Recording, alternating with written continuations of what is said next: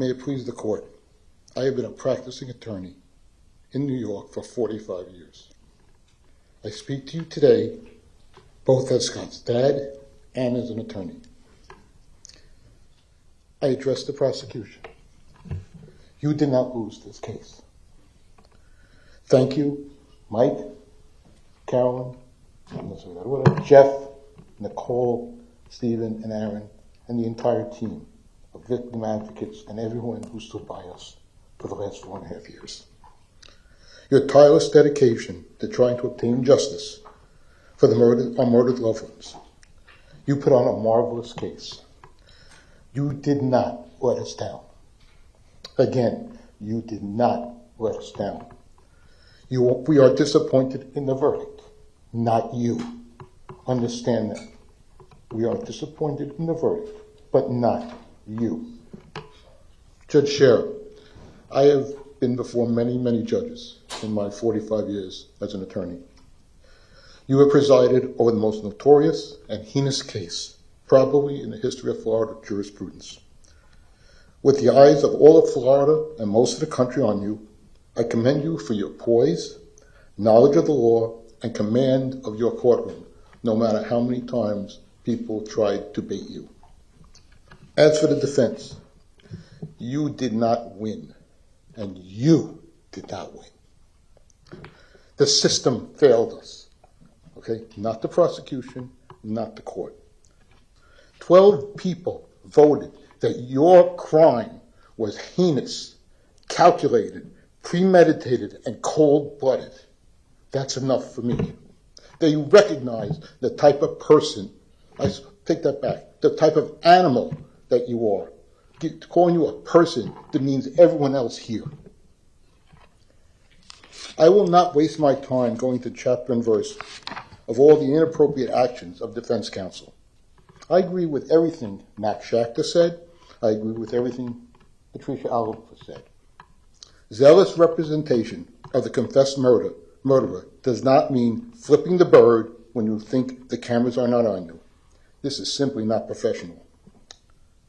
My wife and I sat in the courtroom when you, Mr. Weeks, I don't know if you're here, okay, but you should be embarrassed if you are, had the balls to say on the record with the families of those murdered sitting in the courtroom that no one has endured what he, and meaning the defense, has endured. Are you freaking kidding me? I'm not going to repeat what Fred Guttenberg said, because he said it so eloquently. Ask me if I feel sorry for Mr. Wheeler or Ms. McNeil, who had such thin skins that they objected during this proceeding over what was said. No one threatened any of your families. Did you see the gun? Did you see the film? Did you see the picture of that piece of shit pointed at my son? Did you see him going down? That's a threat. Words that were said yesterday by those people were not threats to you. Grow a set of thicken your skin. You are no better than he is if you take offense to that. This man, this animal, this piece of shit, this bastard took the lives of 17 people. You have a right to defend him. You have no right to demean the people who lost somebody. None. If I had done 1/10 of what you did during this entire proceeding, I would have either been disbarred, brought up on charges, lost my license. But no, you did what you had to do because you were defending the indefensible. You've all had your 15 minutes of fame. Every one of you. It's done. You're done. I never want to hear your name. I never want to see your face ever again. Our family sat in silence, like Fred just said. We had to endure listening to the testimony over and over again. 17 medical examiners testified about what your bullets did to our children's bodies. And you sat there with the same freaking expression you have now. None. Cold, no emotion, no remorse. What type of animal are you? We avoided all social media. We avoided saying anything to the press. We sat here and endured. We were afraid, as Fred said, of a mistrial, because every time anything came up, the first thing you heard is mistrial, mistrial, mistrial. Mr. Weeks, how do you live with yourself for making such an indecent, insensitive, and unprofessional statement like you did yesterday? No one had to endure what your attorneys had to endure. I'm sorry, but I don't believe any of your attorneys or our loved ones were murdered by the bastard your office is representing. If I had done half of what you did, I would have been held in contempt of court, because no judge would allow that. And for that, I credit the judge, because she knew by doing that, she could have a mistrial immediately. I admire her jurisprudence. I admire the way she controlled this courtroom, in spite of everything you people did. Now, I want to tell you why I'm here. On February 13th, 2018, I was home in bed with the flu. My son Scott called me to see how I was doing. Said, not so well. He said, don't worry, I'll speak to you tomorrow. That never happened. But let me tell you more about February 14th. February 14th is also our daughter Melissa's birthday. Do you now know people don't want to call her on her birthday because they don't know what to say to her? They don't know whether to say happy birthday or I'm sorry. 2 days later, we were sitting in my mother-in-law's home in Palm Beach Gardens, February 16th. We were sitting with a funeral director. That's my birthday. My birthday memory is sitting at a table planning my son's funeral because of you.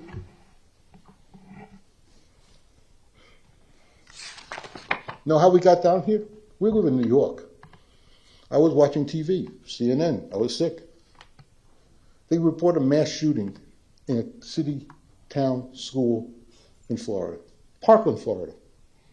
What do I know about Parkland, Florida? Scott was teaching. What do I know? I called my wife. I said, Linda, what's the name of the school that Scott teaches at? And she said, I don't know, something with 3 names. We found out it was Marbury Stoneman Douglas. We heard on the news that a geography teacher was shot. Couldn't get a plane down here. There were no commercial flights down. We had to charter our own jet, to fly us down here and sit in the Marriott, the command center, for hours, not knowing what happened to our son. We sat there with all these people, some of them crying, some of them scared, not knowing what the hell had happened to their loved ones. You talk about the victims. Yes, Scott was a victim. There were 16 other victims who were killed. There were 17 other victims who were shot. There are thousands of people in Parkland and all over the world, okay, who were affected by what happened here. Scott was a camp counselor. For 28 years, he was a camp counselor. When Scott was murdered, we went to arrange his funeral, and the rabbi said to us, how many people do you expect here today? We said, well, we're not from Florida. I don't know, maybe 100? There were 1,000 people in the room. But not only that, the rabbi said he's been getting calls for us to live stream his funeral. 500,000 people watched that funeral. So don't tell me your life is worth more than his. Ever. Let me tell you about Scott a little bit. See on my sleeve? Which sleeve is it? Just Run Faster. Okay? Scott was the cross-country coach at Stoneman Douglas. After one meet, his students were very, very upset that they lost the meet by a few points or minutes. I don't know how they calculate that anymore. I don't really care anymore. And he looked at they all came to him, all upset. What do we do, coach? What do we do? He didn't say, well, you were ready to this, you would do that. He just said, looked at them square in the face, said, just run faster. That's the phrase used by all of the MSD cross-country teams. Now, just run faster. That's how he treated his students. That's how he treated his team. He was honest with his team when he got the job at Morgan Stolman. He said, I know nothing about cross-country coaching, but if you teach me about cross-country coaching, I'll teach you about life. And he did. And know what he did? 4 or 5 days after the shooting, there was a memorial concert at one of the facilities here in the city. We sat there, someone pointed us out, and a nice Irish grandmother with the thickest brogue accent I've ever heard in my entire life. She needed to come with a translator, that's how thick it was. Tapped my wife on the shoulder and said, I love your son, but I never met him. Okay, I'll bite. She said he gave her her granddaughter an assignment. Call somebody who you don't know that well, from another country, who grew up in another country, and find out all about that country and what they lived through.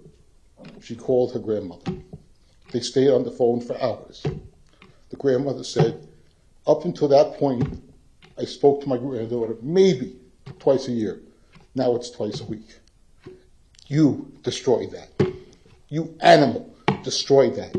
You took my son away and a teacher away that loved his children. Someone you never met. You never had anything to do with. That's what you did. You're a bastard. You're a freaking animal.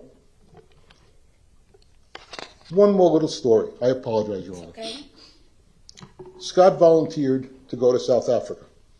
He spent 2 months in South Africa, teaching students in South Africa.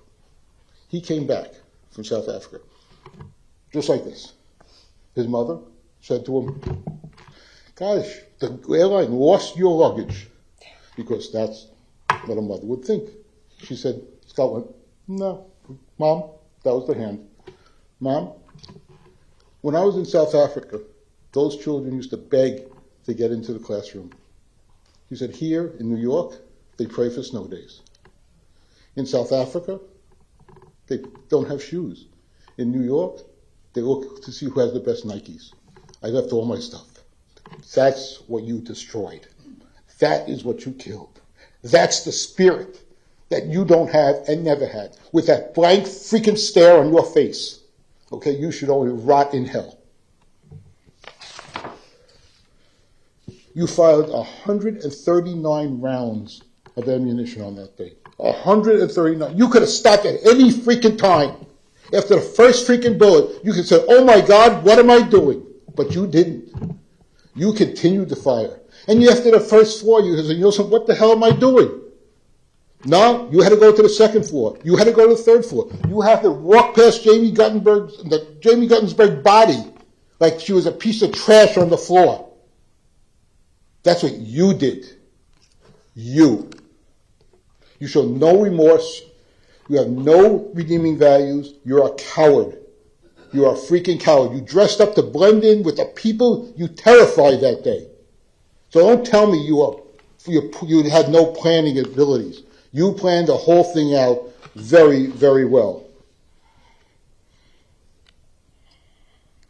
The fact that I have to share my world with you is disgusting. The fact that I have to breathe the same air you breathe is reprehensible. I can't wait till that ends. Your sentencing today does not end the book. This chapter is done. But what we're missing is the epilogue. And for me, I look forward to reading that epilogue. What will happen to you in jail? You'll be passed around like an inanimate object. Your protection will be paid for by your commissary and probably with your body. You'll be someone's bitch, and you deserve it. Passed around from group to group until you get tired of it. You will be a commodity, traded like bubblegum, cigarettes, drugs, or candy. And one last point. Well, maybe not last point.